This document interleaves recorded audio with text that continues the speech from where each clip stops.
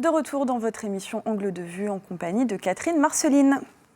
Alors dans cette partie, Catherine Marceline, on va revenir sur votre carrière d'avocate, une profession que vous avez exercée pendant 27 ans. Vous êtes, on l'a dit, la fille de maître Daniel Marceline, ténor du barreau de Fort-de-France, figure emblématique. Et puis vous nous avez aussi parlé de ce parrain et de cette marraine, deux avocats également, eux, très, très en vue. Est-ce que vous avez voulu au départ devenir avocate pour leur ressembler ? Pas du tout, au contraire, je ne voulais pas l'être. Et puis, donc j'ai commencé des études d'économie. Je voulais être tout de suite dans de l'économie et de la gestion. Voilà, c'était ce que je voulais faire. Je voulais être chef d'entreprise par la suite. Et en fait, à un moment donné, je me retrouve à faire du droit à la fac, c'était à Dauphine, du droit des obligations. Et c'est pour moi une révélation. La logique du droit des obligations est une découverte. Et je me dis, mais non, mais il faut que je fasse du droit en fait. Et je me suis dit oui, j'ai toujours dit que je ne serais pas avocate, mais ma foi, pourquoi pas ? Pourquoi ne pas changer d'avis ? Finalement, est-ce que vous ne vous êtes pas dit après coup que vous avez été quand même conditionnée pour exercer ce métier ? Non, je n'ai pas été conditionnée, non, vraiment. Parce que, en fait, j'aurais pu le penser, mais mes amis proches m'ont dit, mais en réalité, c'était à peu près évident que tu deviendrais avocate parce que tu te consacrais vraiment beaucoup à la défense des copains dans des conseils de classe ou même en dehors des conseils de classe, dès qu'il y avait une difficulté avec le prof principal, le chef d'établissement. C'était toujours moi qu'on envoyait en chef de délégation pour négocier. Et voilà, donc pour eux, c'était évident qu'à un moment donné, je défendrais comme je l'avais fait pendant mes classes. Et votre mère, elle espérait que vous soyez avocate comme elle ou... Alors, quand je lui ai parlé de ça pour la première fois, elle m'a dit « Ok, très bien », sans me dire quoi que ce soit. Et après, elle m'a indiqué que, évidemment, ça lui faisait très plaisir, mais qu'elle avait toujours veillé à ne pas m'influencer là-dessus. Mais c'est vrai que je reconnais aussi parce que bon, ma marraine Marie-Alice André-Jacoulet, mon parrain Charles-Henri Michaud et ma mère avaient souvent beaucoup de discussions à la maison sur leurs dossiers, sur les causes qu'ils défendaient. Et c'était extrêmement inspirant de les entendre. Donc je pense que ça a été autant de graines semées quelque part chez la petite fille que j'étais et qu'un jour, évidemment, ça a fleuri. Mais je n'ai jamais été forcée ou je n'ai jamais senti qu'il fallait que j'aille dans cette voie-là, au contraire. Et on ne vous a jamais dit au contraire, n'embrasse pas ce métier, c'est trop compliqué, pas du tout. trop prenant. Pas du tout. Donc presque 3 décennies du coup à porter la robe noire. Qu'est-ce que vous avez préféré dans ce métier et qu'est-ce que vous avez détesté ? Alors, ce que j'ai préféré, c'est la défense de personnes qui ne peuvent pas parler, qui ne peuvent pas se défendre, donc que ce soit en cour d'assises, que ce soit dans un divorce, que ce soit devant le tribunal pour enfants. J'aimais beaucoup intervenir devant le tribunal pour enfants parce que je trouvais que notre jeunesse est une jeunesse pour laquelle il y aurait tellement de choses à faire et qu'on ne fait pas, ou en tout cas qu'on ne fait pas comme il faudrait. On met beaucoup de moyens parfois, alors qu'il suffirait de peu de moyens, mais mis dans le bon sens pour que les choses soient différentes pour cette jeunesse. Donc j'ai beaucoup aimé les défendre, j'ai beaucoup aimé ça. Et j'ai beaucoup aimé aussi le fait de pouvoir aider certaines femmes à trouver la force de parler, de sortir de relations toxiques, de dire non, de pouvoir aller chercher leur libération au fur et à mesure. Ce que j'ai détesté, c'est... alors je sais que je ne vais pas me faire des amis quand je vais dire ça, hein, mais bon, c'est le fait que certains de mes confrères ne jouent pas la carte de l'apaisement et recherchent le conflit pour le conflit parce que c'est une façon pour eux de se positionner. Il y en a qui sont parfaitement convaincus de la nécessité de négocier, d'être dans la défense, dans l'intérêt de son client. Et puis il y en a d'autres qui parfois oublient cela et se positionnent eux d'abord. Et je trouve ça dommage. Et puis il y a aussi malheureusement des conflits beaucoup avec... on n'en parle pas parce que ce n'est pas politiquement correct, avec des magistrats. Parce que moi, quand je suis rentrée au barreau, il y avait encore une collaboration vraiment franche, ouverte et constructive. Elle existe toujours, mais elle est moins systématique. On est dans des oppositions parfois qui n'ont pas lieu d'être, parce que finalement, ce qui nous intéresse, c'est le justiciable, en fait. Donc, parfois, il y a eu des oppositions avec certains magistrats qui étaient des questions de personnes. Et c'est dommage. Voilà. Donc j'ai ce regret-là, mais c'est très minoritaire. Le souvenir global que j'en garde, c'est des confrères qui se battent au quotidien et pour qui c'est difficile. j'ai vraiment beaucoup de sympathie et d'amitié pour eux parce qu'ils font un métier très difficile, ingrat, et que beaucoup d'eux, comme beaucoup de magistrats, sont aussi en burn-out. J'ai vécu le burn-out, donc je sais ce que c'est. Donc oui, il y en a quelques-uns qui ont dysfonctionné dans leur façon de faire, mais globalement, je pense beaucoup à eux parce que c'est un métier difficile. Vous diriez quand même que l'état de la justice française s'est dégradé au cours de ces 30 dernières années où vous avez exercé ? Oui, clairement, les choses se sont dégradées. Et aujourd'hui, si la justice française tient, c'est parce qu'il y a des humains derrière, il y a des magistrats qui vont travailler au-delà des heures, des greffiers qui vont travailler au-delà des heures. On parle beaucoup des magistrats, mais pas assez des greffiers. Parce qu'on a des confrères qui vont parfois aller au-delà de ce que la mission d'un avocat contient. Nous sommes beaucoup à soutenir psychologiquement des clients, à faire un travail d'explication de texte d'une décision, parce que il faut rendre des décisions. Parfois, il n'y a pas trop d'explications dans la décision. C'est nous qui, au final, sommes les derniers maillons de la chaîne judiciaire. Donc on doit beaucoup expliquer les décisions aux clients qui ne les comprennent pas. Donc c'est nous qui faisons face à leur mécontentement, à leur colère, leur haine. J'ai des confrères qui ont été agressés physiquement. Donc c'est quelque chose qui est très difficile. Et oui, la justice s'est dégradée, bien sûr. L'état de la justice, oui. Il y a aujourd'hui pas mal de femmes avocates au barreau de Fort-de-France. Quand vous avez commencé il y a 30 ans, est-ce que la profession se féminisait déjà ? Et est-ce que hier, comme aujourd'hui, c'est une profession plutôt sexiste ou aujourd'hui tout le monde a sa place ? Comment... Quand j'ai prêté serment, nous étions 5 à prêter serment, dont Muriel Renard-Legrand, notre bâtonnière actuelle, et la majorité a basculé à ce moment-là. C'est-à-dire que c'était un barreau masculin, et avec notre prestation de serment, 5 femmes, nous sommes devenus un barreau majoritairement féminin, à quelques avocats de près. Certains avocats ont eu des réflexions un peu sexistes, l'air de dire c'était le bon vieux temps avant, maintenant c'est fini, bon voilà. Des réflexions sexistes, il y en a toujours. Moi, le sexisme que j'ai rencontré dans cette profession, elle est venue davantage des clients qui, par exemple, ont du mal à verser un honoraire équivalent à un homme ou à une femme. J'ai des confrères qui font un travail équivalent au mien et qui sont mieux payés que moi parce que les clients ont du mal à payer autant une femme. C'est une réalité, il faut le savoir. Donc, j'ai des confrères sexistes, oui, certainement, qui ont des réflexions, mais bon, on les rappelle à l'ordre en leur disant non, pas ici, et puis là, ça suffit, etc., très gentiment. Mais le sexisme existe encore, oui, bien sûr, on a des clients qui le sont. Ça vous est déjà arrivé de tomber sur un client, notamment quand vous étiez avocate commise d'office, qui vous a dit clairement « je préfère être défendue par un homme » ? Alors, non, je suis tombée une fois sur un client qui m'a dit « ah non, je croyais que c'était la mère, je veux pas la fille ». Je lui ai dit très bien, j'ai tourné les talons et je suis partie. Et votre maman l'a défendue ? Pas du tout. Non, j'ai eu ça une fois, oui. Sur votre perception de ce métier d'avocate, que vous avez exercé pendant 30 ans, selon vous, est-ce que tout le monde est défendable ? Est-ce que vous auriez pu défendre tout le monde ? Alors ça, j'ai toujours été très à l'aise avec cette question. C'est le prix à payer pour la démocratie. Il y a 2 choses. La première, c'est que tout le monde a droit à une défense, même le plus horrible des criminels. Et ensuite, c'est que oui, il peut y avoir des meurtriers, des criminels, des coupables que l'on remet en liberté parce que le système judiciaire a fait qu'il n'y avait pas suffisamment de preuves et qu'on est obligé de les relâcher. Ces 2 règles-là font que nous sommes en démocratie. Ces 2 règles-là font que demain, vous pouvez dormir chez vous et que personne ne viendra vous chercher avec un uniforme de policier, de magistrat, en disant ce que vous avez dit là tout à l'heure ne nous a pas plu, donc on vient vous chercher et puis on vous retrouve ensuite, avec un peu de chance, dans un terrain vague, égorgé.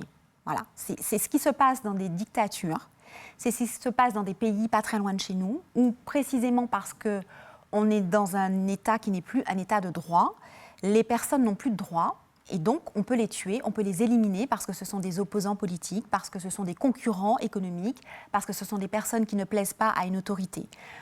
Nous sommes dans un état de droit encore, malgré certaines apparences pour certains, nous sommes encore dans un état de droit, nous sommes dans une démocratie. Cette démocratie implique que tout individu, quel qu'il soit, quel que soit le crime qu'il ait censé, supposé avoir commis, il a droit à une défense. Et de ce fait, moi j'ai toujours dit que si c'était le prix à payer pour qu'on reste en démocratie, si je devais défendre des personnes qui étaient considérées effectivement comme des monstres, je le ferais, bien sûr. Certaines affaires vous ont peut-être quand même occasionné un cas de conscience avant de l'accepter. Enfin, ça vous est déjà arrivé, soit de refuser, soit vraiment d'y réfléchir longuement. Oui, avant. il y en a eu un en particulier dont j'ai le souvenir. C'était un garçon, un homme de 35 ans qui vivait avec sa compagne, qui avait une enfant handicapée de 11 ans. Et il l'avait agressée sexuellement. Et il me disait, mais en plus, elle portait un handicap donc, mental, elle était mineure. Donc, il y avait plusieurs circonstances aggravantes. Et il m'a dit, mais en fait, elle est venue vers moi, c'est elle qui voulait. Et là, j'ai dit, par contre, là, ça ne va pas être possible. Donc, non. Et puis, on a, retissé le fil du dossier. Et au bout d'un certain temps, il a accepté, bien évidemment, de dire que non, ce n'était pas possible qu'il fasse cette défense-là et qu'il assumerait parfaitement ce qui lui était reproché. Et il a assumé, il a pris sa peine. Donc là, je me suis posé la question de savoir si oui ou non, j'allais continuer. Et c'est vrai que s'il avait persisté dans sa défense, qui était de dire « elle est venue vers moi et je n'en démords pas », je serais sortie du dossier pour deux raisons. D'abord parce que je ne peux pas accepter ce type de défense. Et ensuite, puisque c'était celle qu'il souhaitait, j'avais donc un conflit avec mon client puisque je n'étais pas d'accord avec sa défense. Donc j'aurais dû partir de ce dossier-là. Donc il a revu les choses autrement et nous avons pu aller au bout de ce dossier. Il y a toute une fascination autour de la profession d'avocat et de ce qui se passe dans les tribunaux. Ça inspire le cinéma et aussi beaucoup les séries Netflix. Vous, quand vous regardez ce type de production autour des avocats du tribunal, qu'est-ce que ça vous inspire? Est-ce qu'on est vraiment dans l'ordre de l'imaginaire, du fantasme? Ou est-ce qu'il y a aussi de ça dans votre métier? Par exemple, j'ai envie de savoir qu'est-ce qu'on ressent quand on perd un procès? Alors, on peut se sentir très très mal parce que pendant un certain temps, on a accompagné un client et donc on a aussi vécu au rythme émotionnel du dossier et du client, donc on peut ressentir une déception terrible. Mais il faut pouvoir très vite reprendre pied. Moi, j'ai certains confrères qui me disent, une fois que j'ai passé la salle d'audience, une fois que le verdict a été rendu, moi, le dossier, je l'ai oublié. Moi, je sais qu'il me fallait à peu près une semaine pour sortir d'un verdict. Donc, ça dépend des uns et des autres. Mais je crois que la réalité est que c'est une profession, effectivement, qui fait beaucoup fantasmer parce que c'est une profession où, à un moment donné, on peut avoir l'impression, si on ne fait pas attention, d'être le maître du monde, entre guillemets. Parce que quand vous avez la défense de quelqu'un entre les mains, moi, je trouvais qu'à un moment donné, il y avait, en termes d'adrénaline, il n'y avait pas plus fort que quand j'étais à la défense d'un meurtrier ou d'un assassin et que j'entendais, c'était la dernière à prendre la parole, j'entendais le juge, le président de la cour d'assises qui me disait « Maître, vous avez la parole pour la défense de telle personne ». Et je me lève et je sais que je vais devoir porter la défense de cet homme qui risque la perpétuité. Il faut que j'arrive à faire en sorte qu'on puisse descendre sa peine à 30 ans, par exemple, ou moins éventuellement, ou pouvoir parler éventuellement de quelque chose qui pourrait être tellement prégnant qu'on arrive à un acquittement. Enfin, oui, je peux comprendre qu'on ait ce sentiment-là. Et c'est pour ça qu'il faut très vite avoir des garde-fous autour de soi. Moi, c'était ma mère. Chaque fois que j'avais une plaidoirie aux assises, ma mère venait assister à la plaidoirie. Elle était au fond de la salle. Et une fois que c'était fini, elle attendait que les gens soient venus me féliciter. Et elle me disait, bon, c'est bon, on t'a félicité, tu as intégré, maintenant je vais te dire tout ce qui n'allait pas. Et ça m'a aidée à garder les pieds sur terre, à ne pas avoir la grosse tête, puisque je savais que oui, j'étais douée pour la plaidoirie, je savais que j'étais une bonne plaideuse. Dans notre jargon, c'est comme ça qu'on dit, tu es un bon plaideur, une bonne plaideuse. Mais il fallait garder les pieds sur terre parce qu'on est quoi finalement? Un être humain, donc il faut redescendre.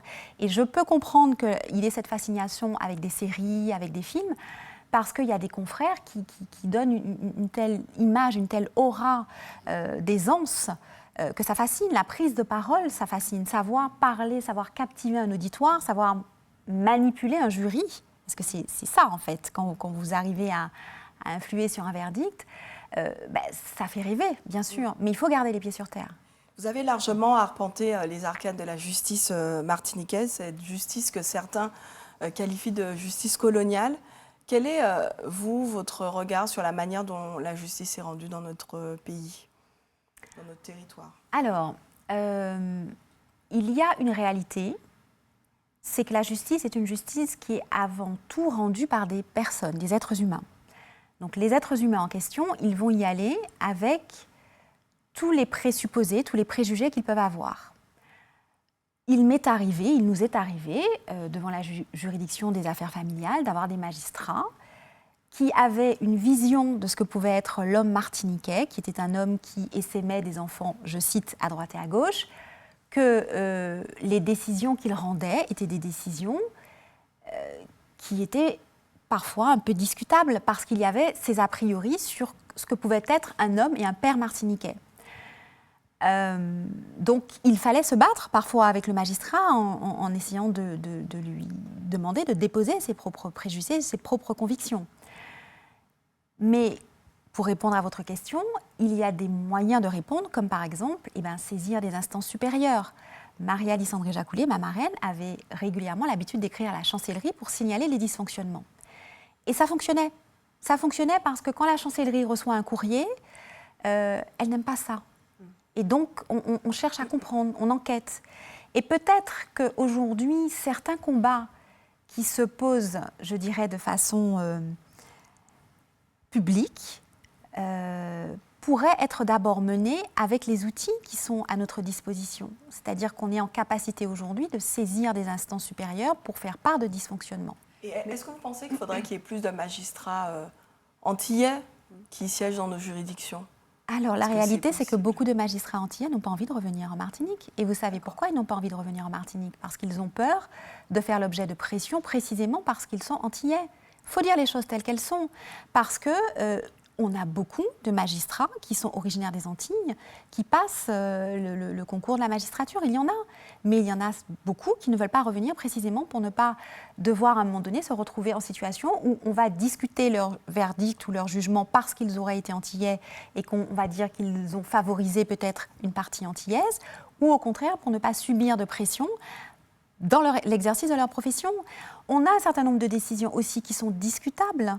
Mais il y a des modalités, il y a des façons de faire, des façons de faire appel, des façons de saisir des juridictions, de saisir une cour de cassation, de saisir une cour européenne des droits de l'homme. On a aujourd'hui un certain nombre de questions qui sont posées. La France a l'obligation de respecter un certain nombre de règles internationales. On a, vous connaissez la Convention européenne des droits de l'homme. On a aujourd'hui un outil qui s'appelle la Charte sociale européenne. Cette Charte sociale européenne est un outil auquel les États européens ont adhéré, qu'ils ont accepté par traité.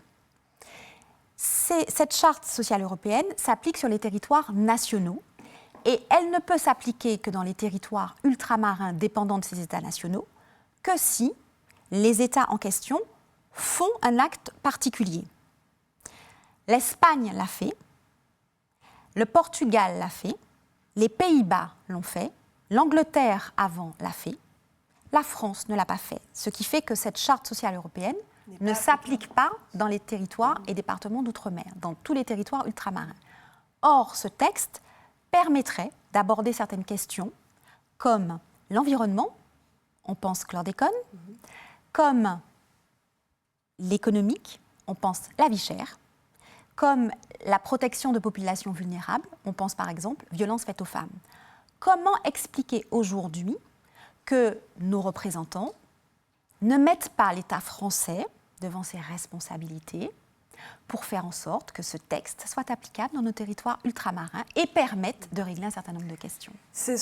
Alors c'est sur ces mots, Catherine Marceline, que nous allons marquer une dernière très courte pause. Et dans la troisième partie de cette émission, nous allons aborder votre nouvelle vie, celle de militante que vous étiez déjà, mais en tout cas celle aujourd'hui d'écrivaine. À tout de suite.